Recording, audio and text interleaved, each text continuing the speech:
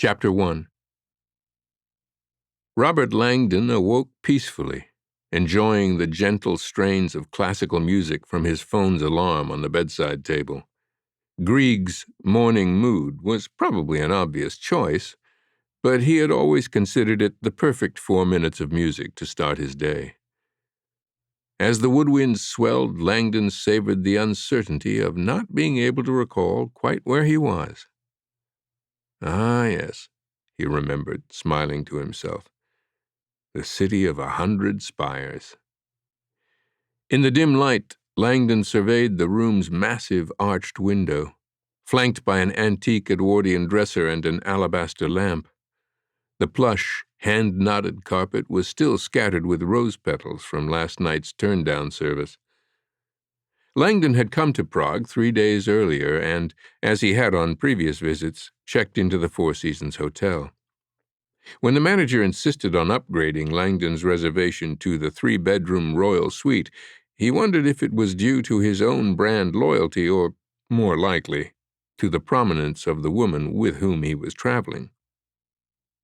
"Our most celebrated guests deserve our most celebrated accommodation," the manager had insisted. The suite included 3 separate bedrooms with ensuite baths, a living room, a dining room, a grand piano, and a central bay window with a lavish arrangement of red, white, and blue tulips, a welcome gift from the U.S. Embassy. Langdon's private dressing room offered a pair of brushed wool slippers monogrammed with the initials R.L. Something tells me that's not Ralph Lauren, he thought, impressed by the personalized touch. Now, as he luxuriated in bed and listened to the music from his alarm, he felt a tender hand touch his shoulder. "Robert," a soft voice whispered. Langdon rolled over and felt his pulse quicken.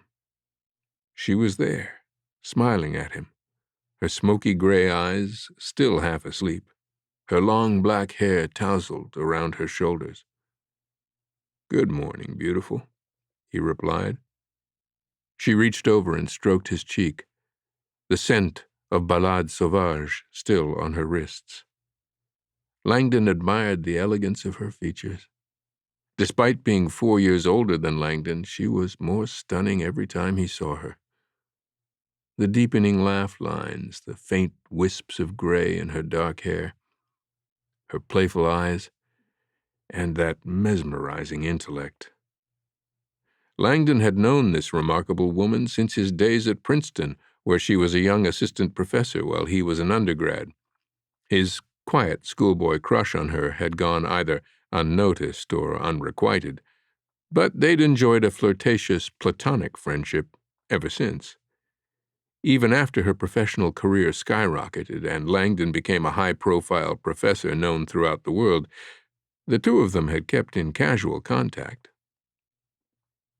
Timing is everything, Langdon now realized, still marveling at how quickly they had fallen for each other during this spontaneous business trip. As Morning Mood crescendoed into the full orchestration of the theme, he pulled her close with a strong arm, and she nuzzled into his chest. "Sleep okay?" he whispered. "No more bad dreams?" She shook her head and sighed. "I'm so embarrassed. That was awful." Earlier in the night, she had awoken in terror from an exceptionally vivid nightmare, and Langdon had needed to comfort her for nearly an hour before she could get back to sleep. The dream's unusual intensity, Langdon assured her, had been the result of her ill-advised nightcap of Bohemian absinthe, which Langdon had always believed should be served with a disclaimer, popular during the Belle Epoque for its hallucinogenic properties. "Never again," she assured him. Langdon reached over and turned off the music. "Close your eyes. I'll be back in time for breakfast." "Stay with me," she teased, holding him. "You can skip 1 day of swimming." "Not if you want me to remain a chiseled younger man," he said, sitting up with a lopsided grin. Each morning, Langdon had jogged the 3 kilometers to Strahov Swimming Center for his morning laps. "It's dark out," she pressed. "Can't you just swim here?" "In the hotel pool?" Why not? It's water. It's tiny. 2 strokes and I'm finished. There's a joke there, Robert, but I'll be kind. Langdon smiled. Funny girl. Go back to sleep and I'll meet you for breakfast. She pouted, threw a pillow at him, and rolled over. Langdon donned his faculty-issue Harvard sweats and headed for the door, choosing to take the stairs rather than the suite's cramped private elevator. Downstairs, he strode through the elegant hallway that connected the hotel's Baroque riverfront annex with the building's lobby. Along the way, he passed an elegant display case marked Prague Happenings, featuring a series of framed posters announcing this week's concerts, tours, and lectures. The glossy poster at the center made him smile. Charles University Lecture Series welcomes to Prague Castle internationally acclaimed noetic scientist Dr. Katherine Solomon. Good morning, beautiful, he mused, admiring the headshot of the woman he had just kissed upstairs. Catherine's lecture last night had been standing room only, no small feat considering she had spoken in Prague Castle's legendary Vladislav Hall, a cavernous, vaulted chamber used during the Renaissance to host indoor jousting competitions with knights and horses in full regalia. The lecture series was one of Europe's most respected and always drew accomplished speakers and enthusiastic audiences from around the world. Last night had been no exception, and the packed hall erupted with applause when Katherine was introduced. Thank you, everyone, Katherine said, taking the stage with a confident calm. She wore a white cashmere sweater and designer slacks that fit her flawlessly. I'd like to begin tonight by answering the one question I am asked almost every day. She grinned and pulled the microphone off its stand. What the hell is noetic science? A wave of laughter rolled through the hall as the audience settled in. Simply stated, Katherine began, noetic science is the study of human consciousness. Contrary to what many believe, consciousness research is not a new science. It is, in fact, the oldest science on Earth. Since the dawn of history, we have sought answers to the enduring mysteries of the human mind, the nature of consciousness and of the soul. And for centuries we have explored these questions primarily through the lens of religion.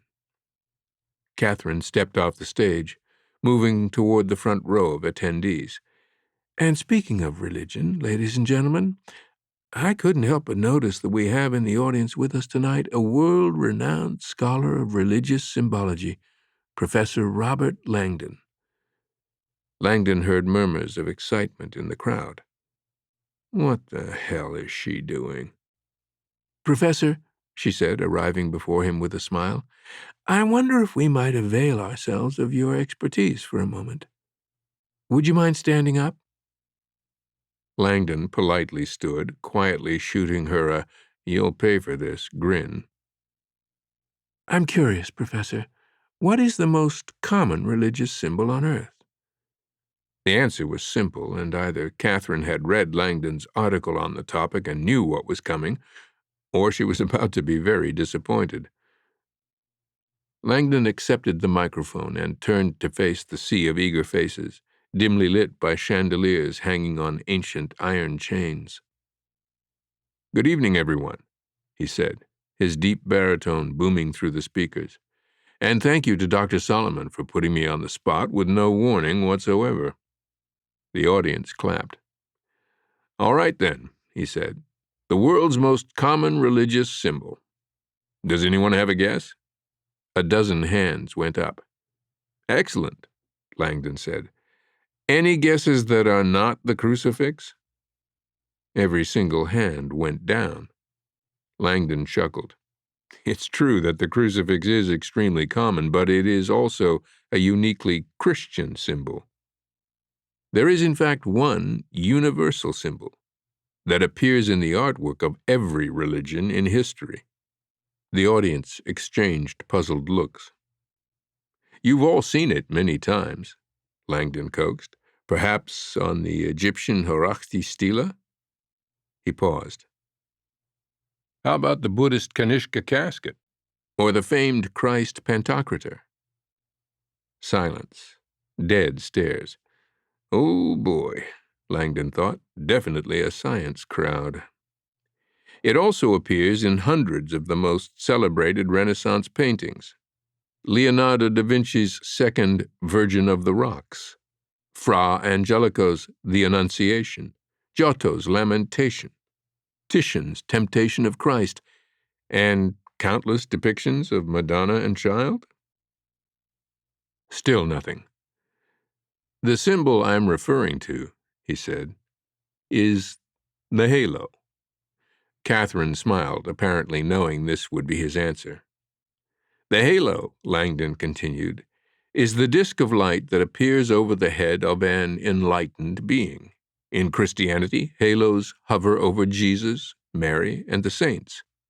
Going further back, a sun disk hovered over the ancient Egyptian god Ra.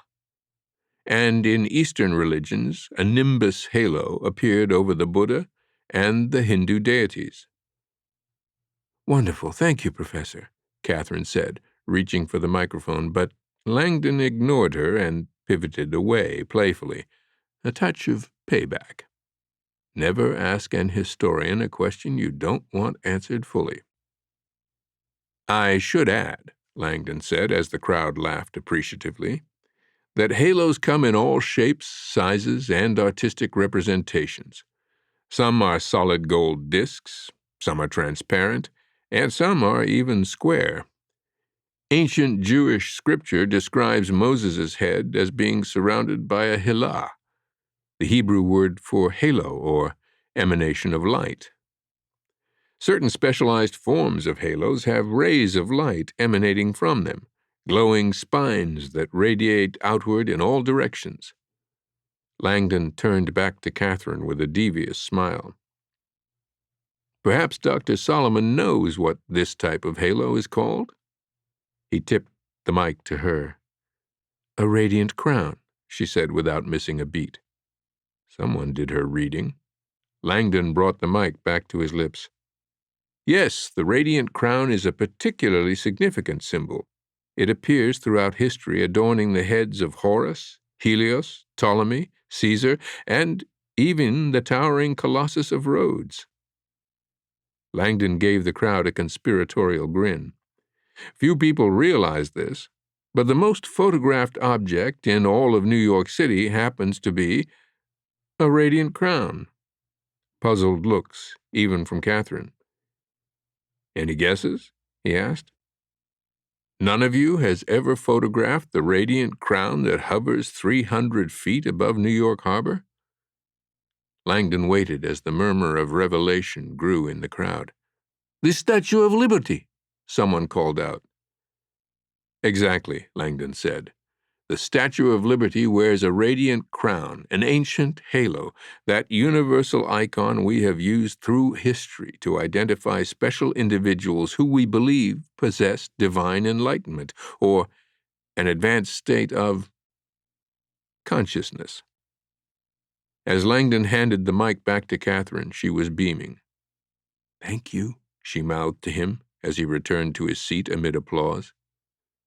Katherine walked back onto the stage. As Professor Langdon has just stated so eloquently, humans have been contemplating consciousness for a long time. But even now, with advanced science, we have trouble defining it. In fact, many scientists are afraid even to discuss consciousness. Katherine glanced around and whispered, They call it the C word. Scattered laughter rippled through the room again. Katherine nodded to a spectacled woman in the front. Ma'am, how would you define consciousness? The woman thought a moment. I suppose an awareness of my own existence? Perfect, Katherine said. And where does that awareness come from? My brain, I guess, she said. My thoughts, ideas, imaginations, the brain activity that makes me who I am. Very well said. Thank you. Katherine lifted her gaze back to the audience. So, can we all start by agreeing on the basics? Consciousness is created by your brain, the 3-pound bundle of 86 billion neurons inside your skull, and therefore consciousness is located inside our heads. Nods all around. Wonderful, Katherine said. We've all just agreed on the currently accepted model of human consciousness. After a beat, she sighed heavily. The problem is, the currently accepted model is dead wrong. Your consciousness is not created by your brain, and in fact, your consciousness is not even located inside your head. A stunned silence followed. The spectacled woman in the front row said, "But if my consciousness is not located inside my head, where is it?"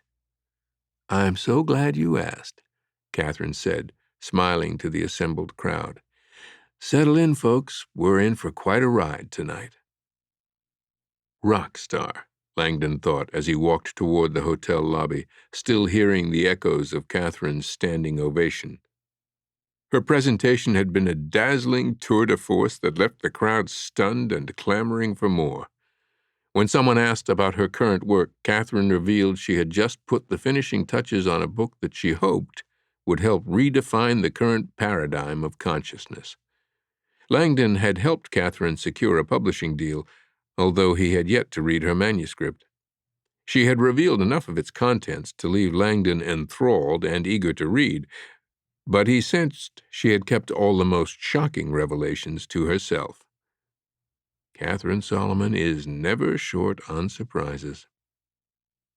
Now, as he neared the hotel lobby, Langdon suddenly recalled that Katherine was slated for an 8 a.m. meeting this morning with Dr. Brigitte Gessner, the eminent Czech neuroscientist who had personally invited Katherine to speak at the lecture series.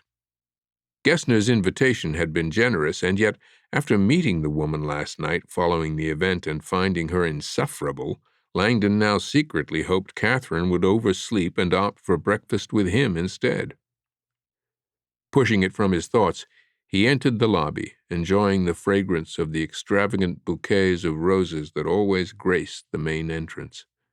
The scene that greeted him in the lobby, however, was far less welcoming. 2 black-clad police officers were stalking intently through the open space, working a pair of German shepherds. Both dogs wore bulletproof vests marked Polizie and were sniffing around as if searching for something. That doesn't look good. Langdon went over to the front desk. "Is everything okay?" "Oh, heavens, yes, Mr. Langdon."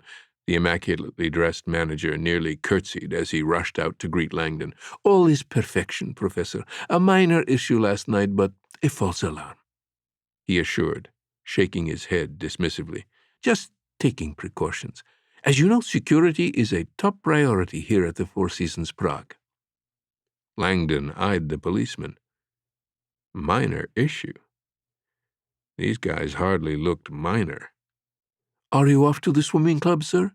the manager asked. "Shall I call you a car?" "No, thanks," Langdon replied, heading for the door. "I'll jog over. I like the fresh air." "But it's snowing." The native New Englander glanced outside at the faint skittering of snowflakes in the air and gave the manager a smile. "If I'm not back in an hour, send one of those dogs to dig me out."